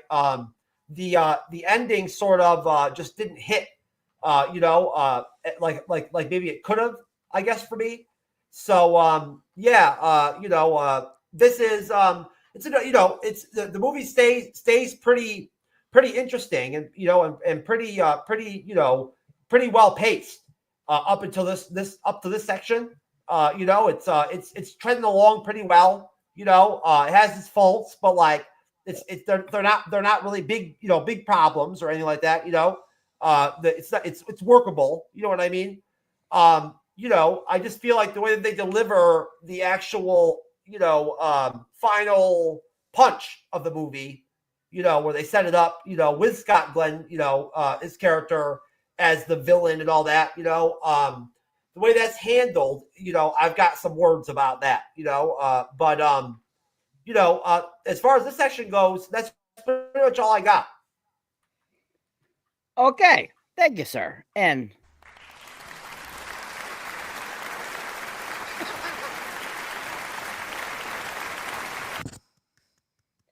excellent. Oh, look, we got a comment. Hey guys, something I didn't realize till much later. Rewatches. Could this be the first movie of firefighter PTSD and the struggles between firefighters, city government, administrative bureaucracy? Thank you, CD Stein 69. Wow, that's high level. That is very high level. Yes. There's not many firefighting movies, is there? There's like this and Ladder 49, really. That's about it. I think it's an untapped resource. Yep. Yeah. I really do. Yep. So I mean, I'm sure a lot of firefighters have PTSD before, Backdraft came out, and struggles, way before that. So, I think that, this movie probably helps some. Cyber, I'm surprised they never made a 9/11 film about the firefighters from 9/11. They made those other 9/11 films. You know what I'm saying?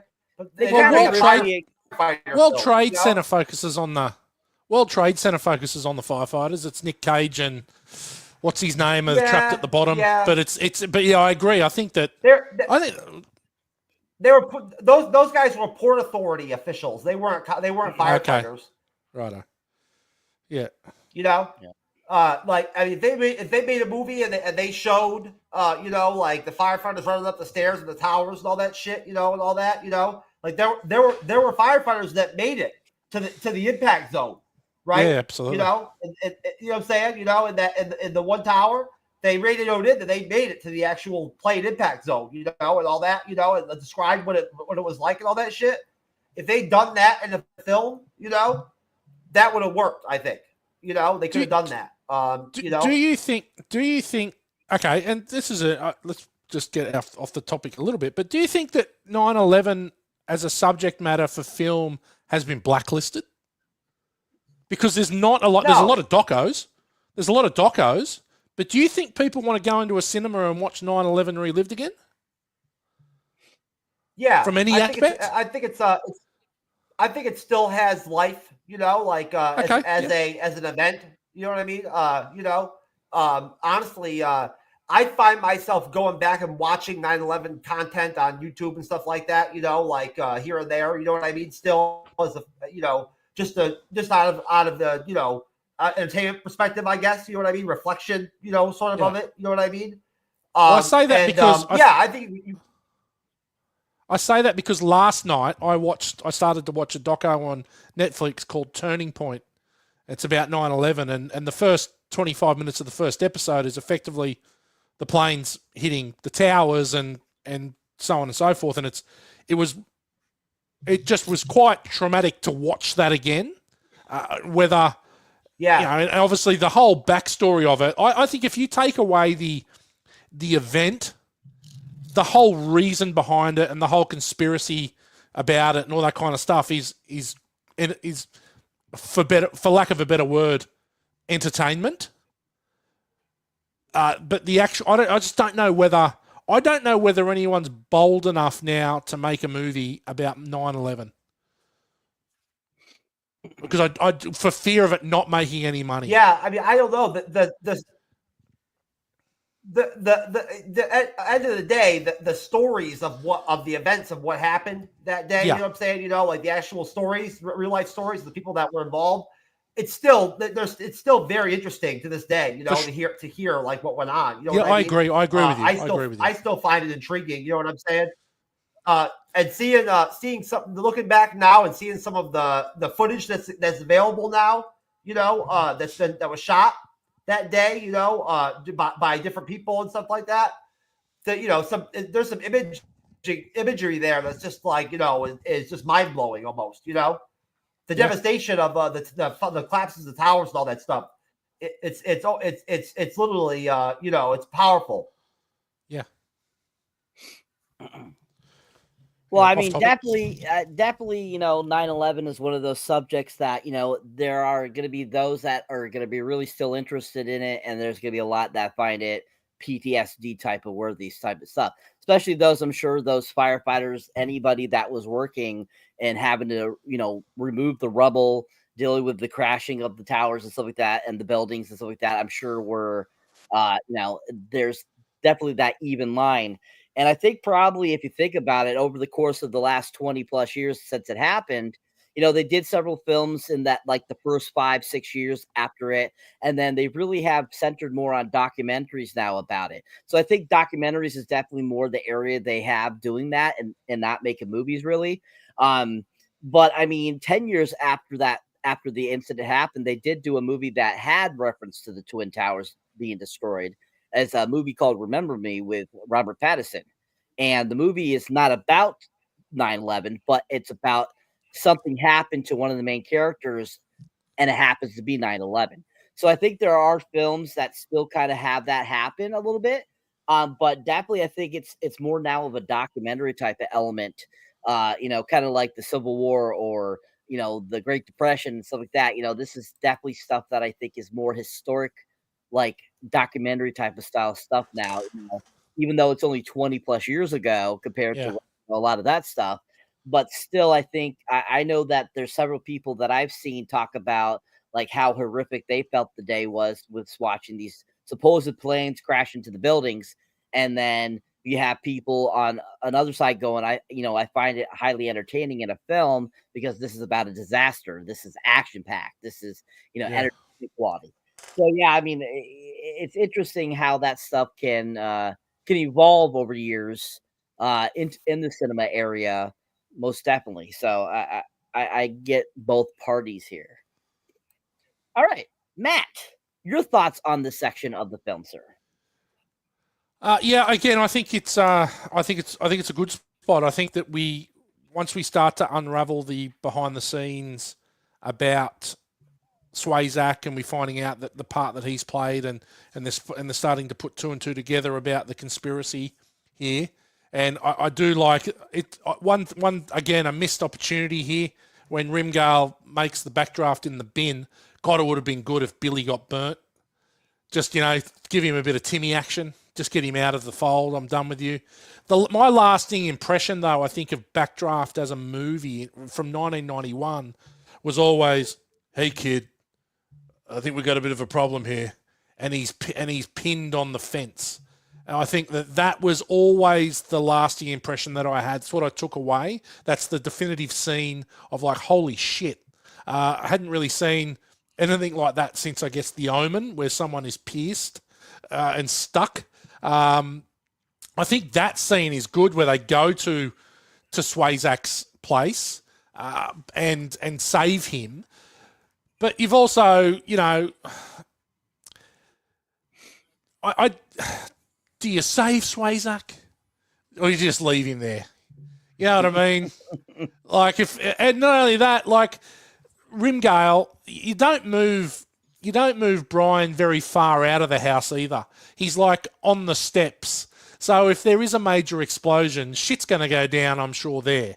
So, I know you haven't probably been an actual firefighter for a while, Rimgale, but move him down at least out of the blast radius of what you think might be the explosion. But yeah, I think it's a good part. I think the fight is good. Again, it happens so fast. The movie's starting to happen. I think it's trying to catch up time now for the meandering at the start of the movie. So it's really starting to try and catch up time.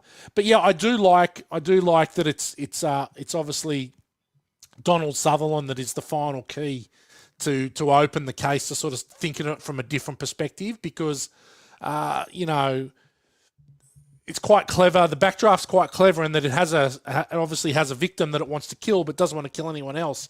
And why would that be the case?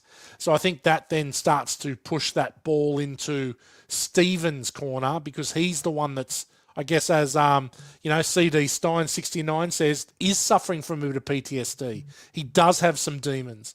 And so, again, we're starting to push it in that direction. So I think that's, again, I think they've really wasted. They could have had a Captain America Winter Soldier kind of backdraft movie where it focuses more on the conspiracy and the whodunit side of it, rather than that relationship, which this is a relationship movie, obviously, but I think that would have been really cool to have this whodunit in the backdraft sort of environment. But yeah, I think it's a cool part. Again, Donald Sutherland seriously wasted, but we now go into full fast I agree, forward Matthew. where. Yeah, I think we go into full fast forward where we get to the end of the movie, which I'm sure you're going to talk about now, Cyber. So fill your boots. Excellent. Thank you, sir. Great job, mate. All right. Yeah. So I see here that CD Stein has said that it's Chris from Nerds, Geeks, and the Kitchen Sink. Thank you for stopping on by, Chris. And yeah, so I mean, yeah, United 93, World Trade Center, and Zero Dark 30 definitely are considered 9/11 types of films.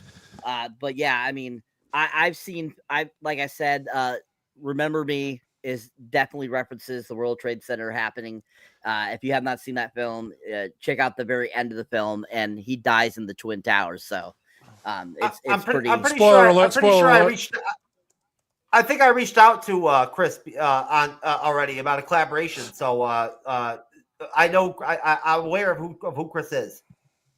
What would be good? World Trade Center is obviously an Oliver Stone film, but I reckon what would be excellent is a JFK style World Trade Center 9/11 movie done by Oliver Stone, talking from the conspiracy perspective of it, like trying to uncover the conspiracy. Similar vibe of JFK, because and I'm not a huge conspiracy guy, but I do like a conspiracy. Who doesn't? It can be quite entertaining. Matthew, haven't they quashed the conspiracy stuff by now with all the stuff, with all the everything we know as far as the fact that it was the jet fuel, what I'm saying, from the planes that spread throughout the buildings that caused the fire to rage as hard as it did to then cause the collapse of the buildings, what I'm saying? They may have. But also, there's the conspiracy about the relationship between the US government and the Saudis. There's a lot of conspiracies that could be looked at. And look, if anyone could do it, it could be Oliver Stone. He did such a wonderful job with JFK, who, just recently we have found out that whilst the Clay Shaw part of JFK may not have been completely right, the conspiracy to murder the president has now been proven to be correct. Yep. So who knows what happens in 30 years when they release the 9/11 tapes, No longer a conspiracy, folks. Yes, there we go. Yeah, I mean, there, as everyone says there, the conspiracies about 9/11, there has been quite a few over the last 20 plus years now. And I mean, there's just too much evidence suggesting other things for what happened with 9/11. So we'll leave it at that. But Good idea. There is many things that if you do some research, you can find out quite a great bit. Anyways, back to the film. Thank you, Chris, for having us do some thinking, sir. Anyway, so back here we go. So Brian suspects Stephen, but spots a burn in the shape of an electrical socket on Adcock's back. He reveals his suspicions to Stephen just before an alarm. When Brian realizes Adcock has heard their exchange, he jumps aboard Truck 46 after borrowing some turnout gear. On their way to the fire, their truck crashes after dodging a taxi. Stephen confronts Adcock about the backdrafts during a multiple alarm fire at the chemical plant. Adcock admits that he set the fires to kill Swastik's associates because Swastik benefited from firefighters' deaths and closed down firehouses. When an explosion destroys the catwalk they are on, Stephen grabs Adcock's hand while hanging onto the remains of the catwalk. Stephen refuses Adcock's advice to let go of him and loses his grip on the catwalk. Stephen lands on the lower catwalk, but Adax dies when he falls into the fire. Brian bravely battles the fire, allowing two firefighters to reach Stephen and carry him to safety. Stephen dies with Brian by his side on his way to the hospital, with his final request being that Brian not reveal Adcock to be the perpetrator. After the funeral for Stephen and Adcock, Brian and Rimgale, with the help of the police, interrupt Swastika at a press conference. Rimgale questions Swastika on a fake manpower study that led to the deaths of several firemen, including Stephen and Adcock. They also state that Swastika engineered the downsides of the CFD, destroying such marital ambitions. Brian continues as a firefighter, carrying on his family's firefighting tradition despite the loss of his father and brother. So that's the end of the film. So what are you guys' thoughts on the end of the film? And kind of, this is one thing I about this movie I really was pissed off at. They killed off Steven. I was really pissed by that. I thought they should have had him survive and not die. That really, that right at the end there where they're in the ambulance just kills me and hits me every single time. Because it's so on point of, what it would feel like if your brother was dying. And I think that they did a really good job of making that seem so realistic and so real. And I just remember every time I've watched this, I absolutely hate that they kill off Kurt Russell's character because I think it's such a loss of such a great character. But JT Walsh getting his kind of comeuppance at the end of the film, I think is really great.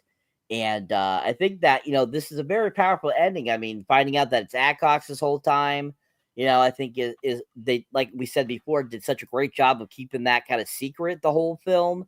And the way he ends up dying cracks me up a little bit because it's like, out of all the ways you could die, just falls and dies, in a fire, from, things that he would usually do.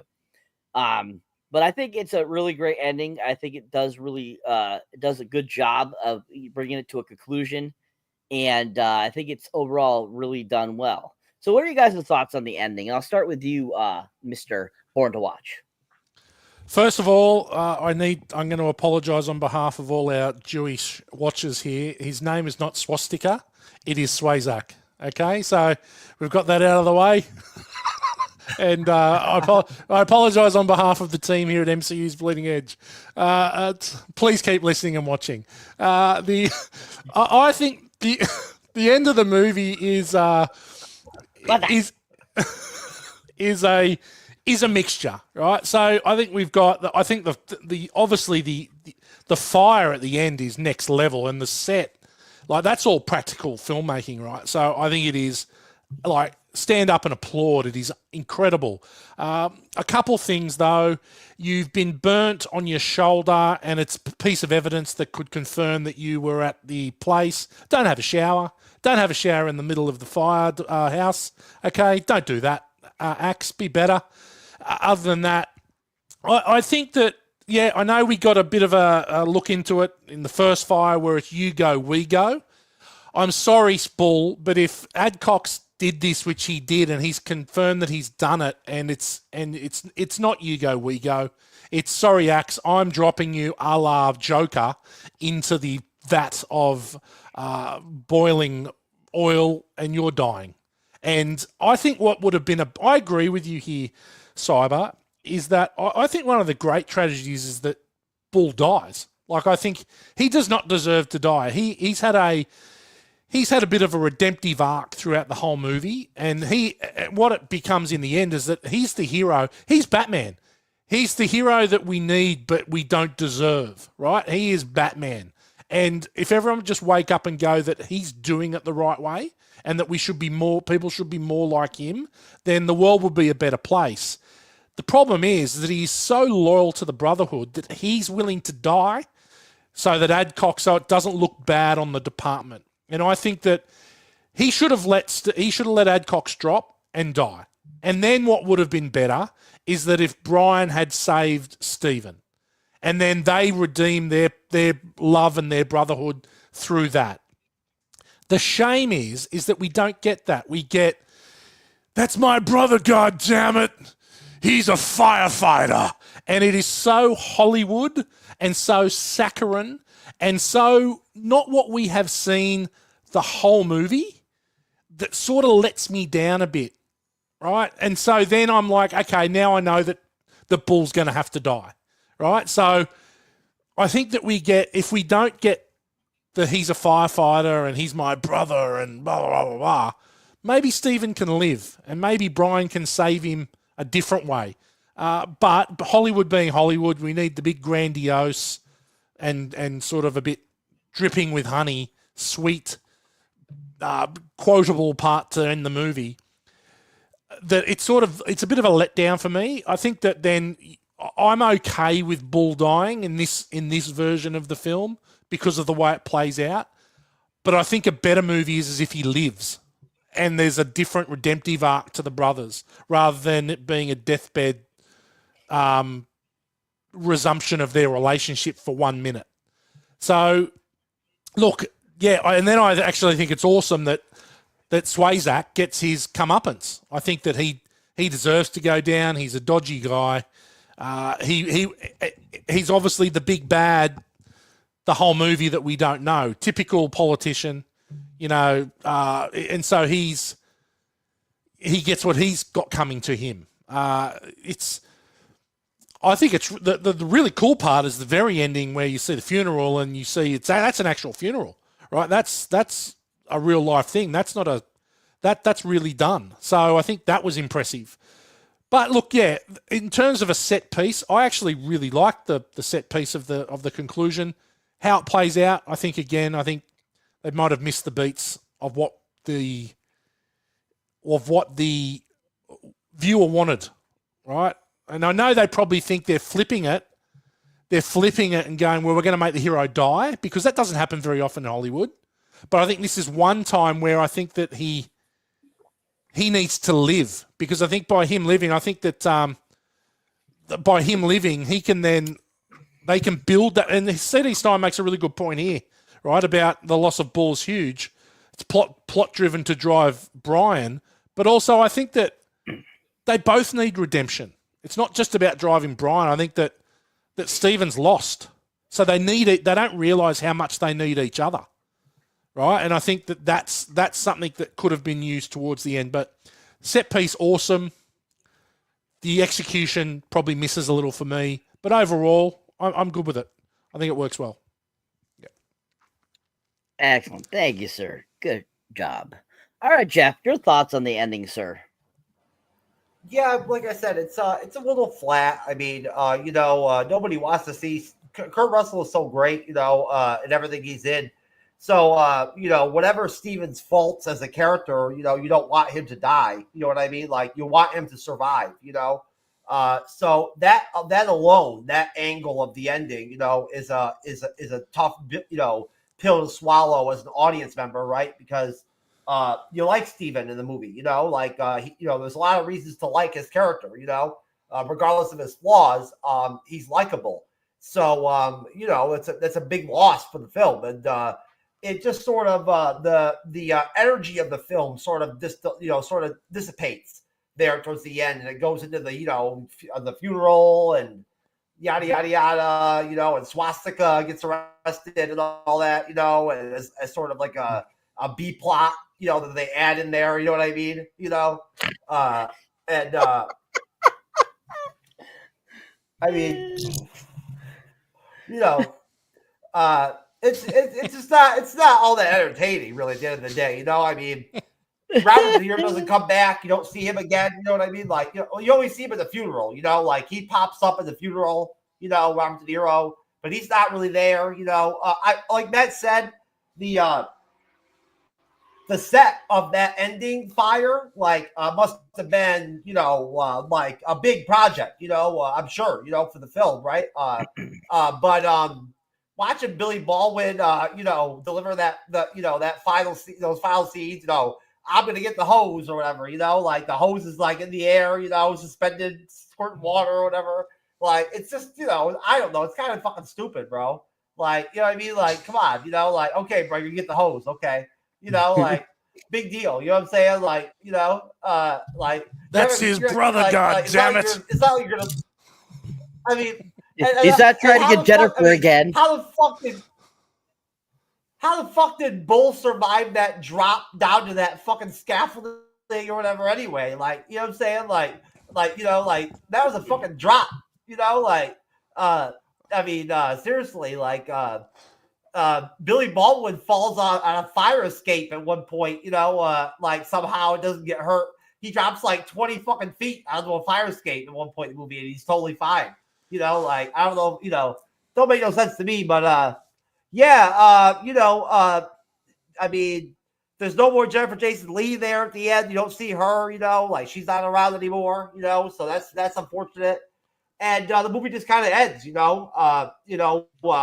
Billy Baldwin somehow magically has transferred again from department to department and become a firefighter again, and he puts his costume on in like the Flash level speed at the end there. He's like holding this costume, like thinking about it, like, do I want to fight fire or not?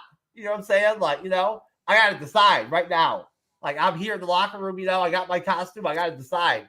And then all of a sudden, he's got his costume on and he's sliding down the pole and shit in like 3 seconds. You know what I'm saying? Like, it was like Superman. Batman. Like, yeah. It was like Superman, Clark Kent, level, like switch to costume all of a sudden. You know what I mean?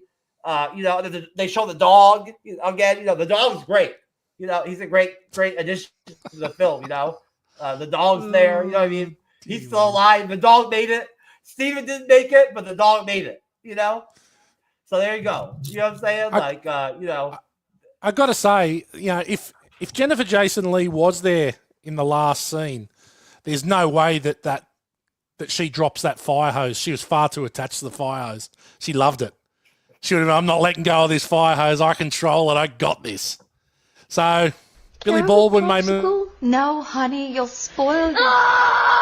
Hey, parents, tired of those out-of-control kids throwing embarrassing tantrums wherever they go? At the grocery store, on the playground, even at the dinner table. You've had it with parenting, but wait, there is a solution. Introducing Nap Time, the latest, most effective tool for child tantrum prevention. It's simple. Just douse a rag with our patented Sleepy Time formula, place it over your child's cry hole, press and hold gently for 8 to 12 seconds, and presto, no more tantrum. I was beginning to think adoption was the only way out. Then a friend of mine introduced me to Nap Time. It's never been so quiet around here.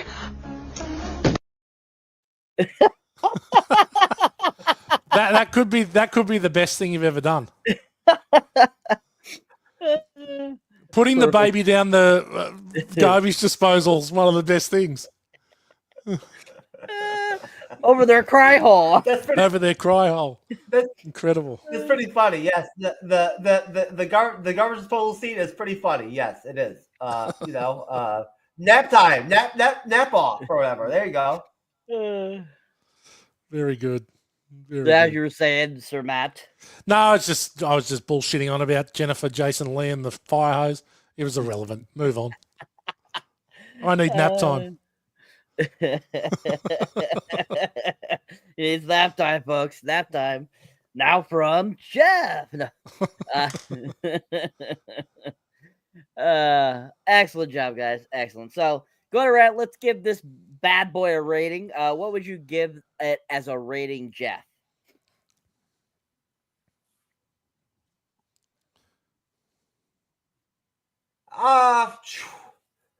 It's at least a I don't know. Damn, it's tough. It's at least a solid 7. I'll give it a 7. Because it has some flaws, it has some deficiencies. The ending's a little flat. The Billy Baldwin scenes, the montage with Billy Baldwin with the water, scenes and all that. Looking like he wants to suck a dick. I mean, I don't know. It's a good film. It's got a lot of a lot of stayability going on to it. It still breathes life. After 34 years as a movie without question. So a 7 is not a horrible rating at the end of the day. You have to be a decent episode of a TV show or a decent film to get a 7 rating from me. So I'm going to give it a 7, and I feel pretty good about that. It's a solid 7. All right, Matt. Back in 2022, when we reviewed this for Born to Watch, this got a 6 out of 10 from me, and I was very emotional about Timmy and Billy and Jennifer Jason Leigh. That emotionality hasn't worn off a great deal in 3 years. I still feel the same way, but I gotta say, I actually probably enjoyed watching this more this time than I did back then. So I'm actually going to now give it a 7 out of 10. And I think it is just purely, it loses considerable points for those 3 worthless characters.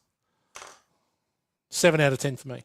All right. So we have a 7 and a 7. Yeah. I'm going to give it an 8. Yeah. I give it an 8. Simple fact, the kill off Bull, the kill off Steven, which I did not like. And then, of course, I have to take away points, too, for the irritating characters as well that could have not been in the film. Or if they were going to be in the film, make them more better. Yeah. I'll give it an 8. Because otherwise, I think it's a really fantastic film. I mean, I think it gets an 8 alone just for its special effects. The special effects in this film were just so well done.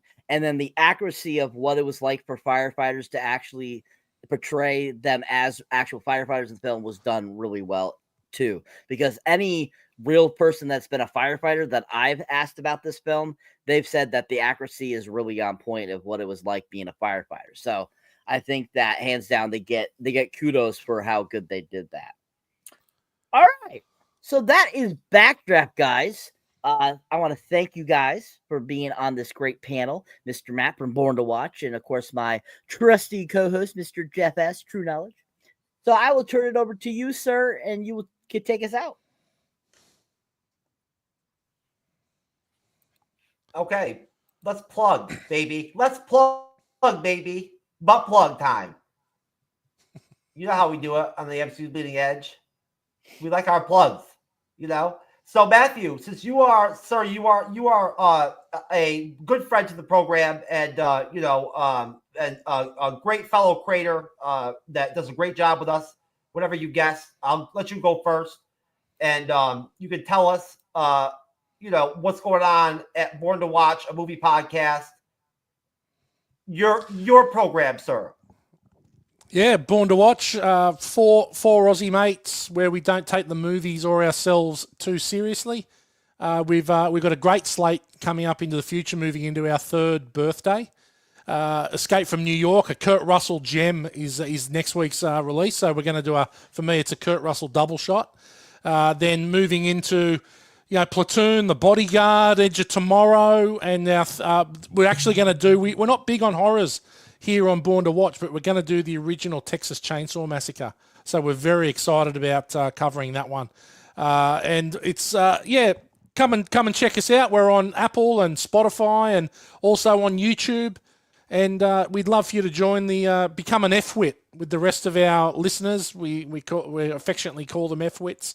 So come and join the community of Born to Watch and have a lot of fun. Anyone is welcome, please. So you're doing Edge of Tomorrow? We've got Edge of Tomorrow is coming up in April, and then we've got some great movies coming up in the next 3 months. So we're going to do Inception, No Country for Old Men, Starship Troopers, Inglourious Basterds. I just love seeing the crossover between us and you and Born to Watch, because you did Inception with us, yes. As our first movie review ever. That was our first movie review was Inception. That's great crossover. To Absolutely. see you guys do it. We did the original Texas Chainsaw Massacre. Me and Cyber did it. We already did that. We did that one too. That was fun. We love Born to Watch. I like the podcast, folks. They're great as a podcast. They're great digitally, as a YouTube channel. And all right, Cyberneticshark, sir. Let's slide over to you, sir, and tell us what's going on over on your YouTube channel. Okay. So if you enjoyed me moderating this episode tonight or enjoyed me on the panel at all, you can check out my solo content. You find me under Cyberneticshark. YouTube is my home base, but I also do stuff on TikTok, Instagram, Facebook, Patreon. Check out my Patreon, folks. You got some cool stuff you don't get to see on my YouTube channel there if you become a member. So check that out, folks. I also am on Cameo now, folks. So if you would like a birthday shout out or anything like that, you can hit me up on Cameo.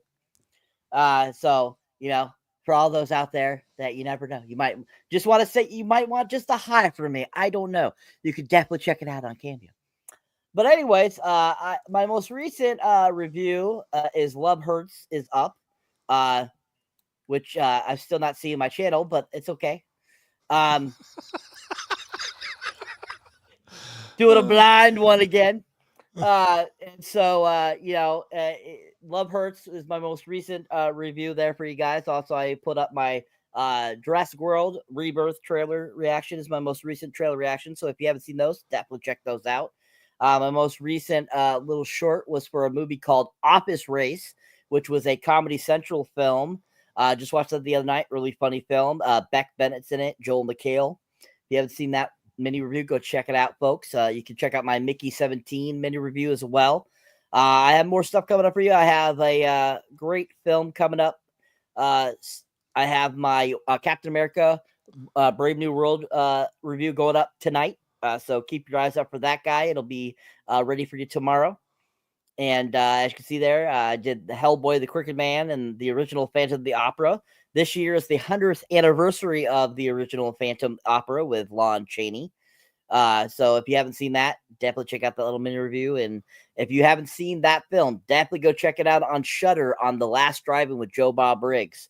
Definitely a great film, and it was great hearing him critique the film. Last Breath, too, if you haven't seen that little mini review, check that out. Be doing my actual review of that soon for you guys. But yeah, be having more stuff up for you guys. Got to do my Make You 17 review for you guys and stuff like that. I'm going to be doing more stuff like that.